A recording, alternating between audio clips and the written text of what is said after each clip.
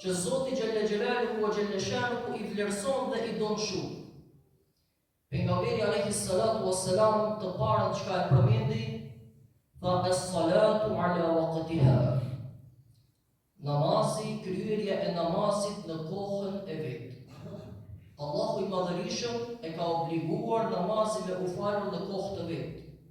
Mirë po, jo vetëm që është obligim, por njëherit është një vepër që Zoti Gjelle Gjelaluhu e don shumë dhe e vlerëson robin e tij i cili i qëndron kujdes namazit të tij.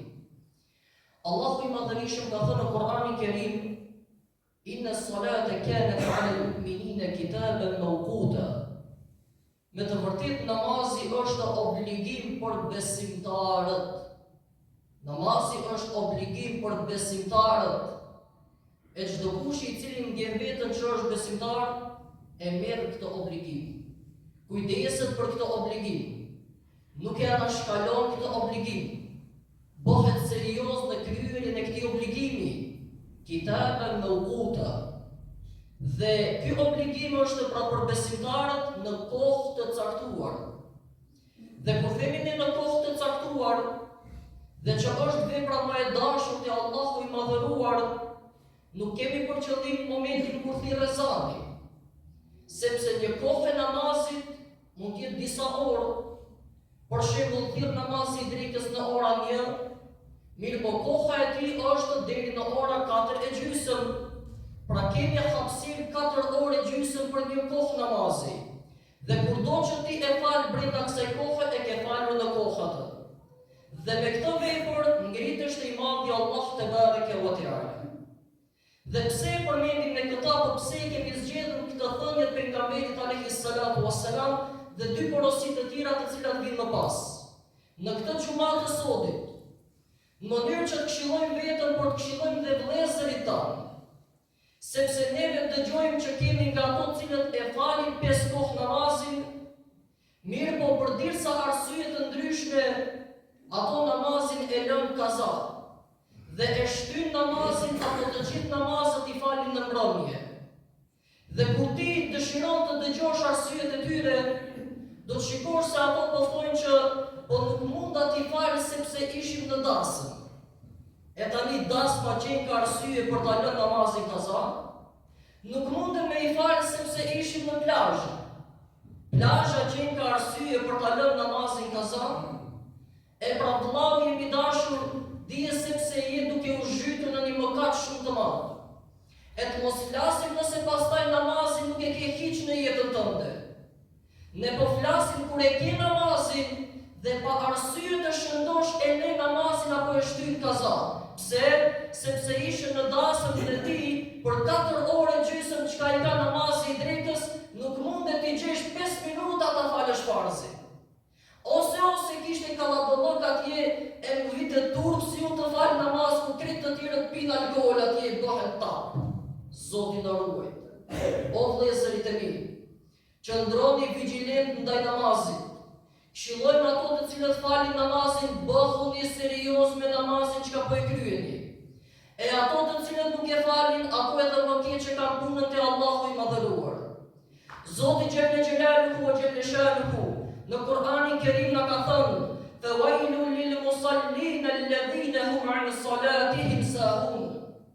E mirë për ato të mirët të cilët falin namaz, mirë po nuk janë të vëmendshëm në namazin e tyre, nuk janë serioz në namazin e tyre, e kanë namazin shkeleshko, nuk bëhen serioz në kryerjen e këtij obligimi, dhe pastaj nuk i ndryshojnë sjelljen e tyre kur ato bëjnë namaz. Namazin e fal, mirë po raportet familjare si përmirëson. Namazin e fal, nuk ka muhabet me vllaun e vet, është i hidhruar me babain e vet. Namazin e fal, i ka kput krejt lidhjet farefisnore. Pra namaz po fal, por s'është i vëmendshëm në namazin e tij. E ky kërcënim vjen nga Allahu i Madhëruar, që ne duket mirë t'i hapim veshët dhe dëgjojmë mirë, që pastaj ky ajet i Kur'anit depërtojë në zemrat tona. Dhe në momentet kur neve jemi pikërisht përballë namazit, nuk ka diçka më të rëndësishme për besimtarin se namazi. As dasma, as plazhi, as ahengët e tjera që ka mund t'jenë, nuk ka diçka më të rëndësishme se namazi në jetën tënde. Nga se të gjitha ato do të kalojnë, do të mbarojnë, por për namazin del dhe jep llogaritë i madhi Allah te bareke ve teala. Si do i përgjigjesh? E pastaj dëgjojmë të tjerë që e vonojnë namazin deri në kohën e fundit të tij dhe i shikon të ulur duke pirë kafe, e ju thu po mirë more namazi, thot doja ta fal, po thash të pi një kafe një herë se shumë u pinte një kafe. E mirë çka priti të fitosh nga ai namaz i cili nuk vlen sa makiatoja jote? Çka priti të fitosh te Allahu te ai namaz që pesha e tij nuk ka peshë më tepër se një ekspreso çka e piti? E me këtë namaz ti dëshiron të shkosh në xhenet? E prandaj pejgamberi alayhi salatu wassalam në hadithet, kuptimet e haditheve çka ka thënë, sa do të fitojë njeriu nga namazi i tij, do të fitojë aq sa namazi ka peshë në jetën e tij. E çfarë peshë ka një namaz që nuk vlen sa një kafe çka ti e pi? Çfarë peshë dhe çfarë shpërblimesh mund të ketë në botën tjetër? Bëhuni të kujdesshëm me namazin, vëllezërit e mi. Bëhuni të kujdesshëm sepse me Allahun betejë nuk fitohet.